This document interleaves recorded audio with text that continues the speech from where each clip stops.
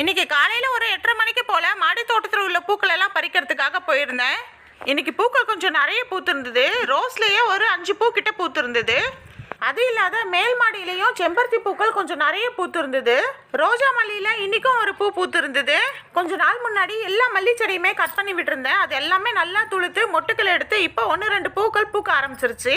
இன்னைக்கு சாமந்தி பூக்கள்லாம் பறிக்கல. இன்னைக்கே வாடுற மாதிரி இருக்கிற பூக்களை மட்டும் பறிச்சு எடுத்துக்கிட்டேன். மேல் மாடியில புதுசா வச்சு விட்டுருந்தேன் அடுக்கு நந்தியாவட்டை செடியிலயும் இன்னைக்கு முதல்ல ஒரு பூ பூத்திருக்கு. இந்த அடுக்கு நந்தியாவட்டை பூல நிறைய மருத்துவ குணங்கள் இருக்கு.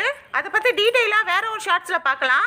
காலையில பூக்களை மட்டும் பறிச்சுட்டு கீழே கிளம்பி போயிட்டு அதுக்கப்புறம் சாயந்தரமா வந்து தான் செடிகளுக்கு எல்லாமே தண்ணி ஊற்றி விட்டேன்.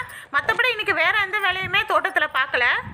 இன்னைக்கு பூக்கள் கொஞ்சம் நிறைய பூத்திருந்ததுனால எனக்கு தேவையான பூக்களை மட்டும் பறிச்சுட்டு மற்ற பூக்கள் எல்லாத்தையுமே அப்படியே மாடி தோட்டத்திலே விட்டுட்டேன்.